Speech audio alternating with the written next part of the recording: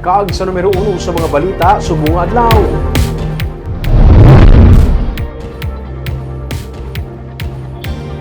Paglagda ni Presidente Ferdinand Marcos Jr. sa lahi nga nagatuga sa Negros Island Region sa buwas na sa Malacanang. Ginakalibay nga ginapasalamatan naman ini sa mga lokal nga opisyales kay madugay na ini nga handog.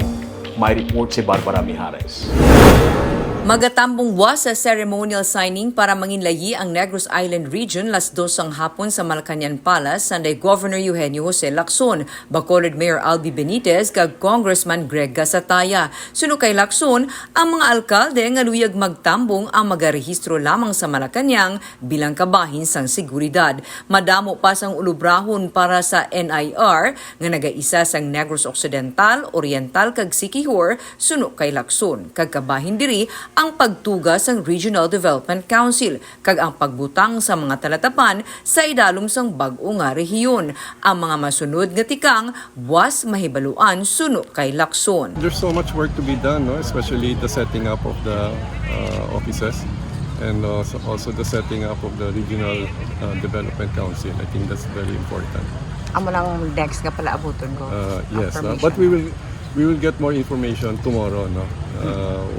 We'll just do it step at a time. The fact that the President will sign it into law is already an achievement for all of us.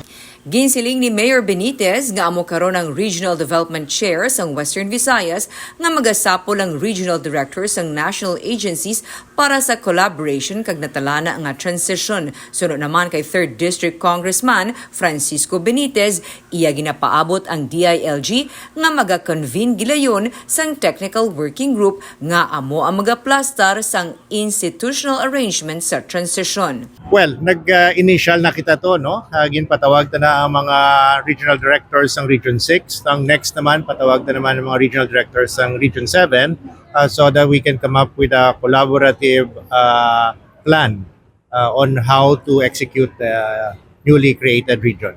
It will take how many months here to... Well, may 60 days, kung di ko magsala, 60 or 90 days sila nga tapuso ng IRR. And then after that, it should be operational. Ginsiling naman ni Congressman Gasataya nga ginapaabot ang pagporma sang sub-regional offices. It wasn't that easy, no, considering sang damo nga mga factors, no, about what is important.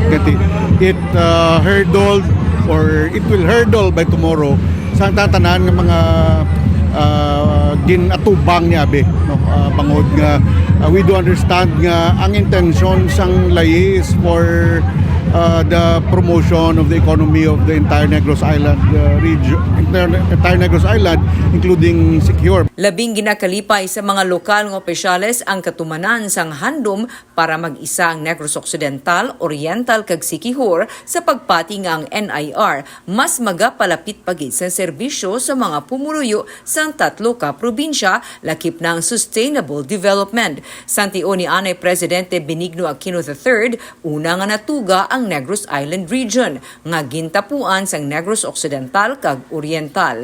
Na-abolish ang mga executive orders sang tion ni Anay Presidente Rodrigo Duterte.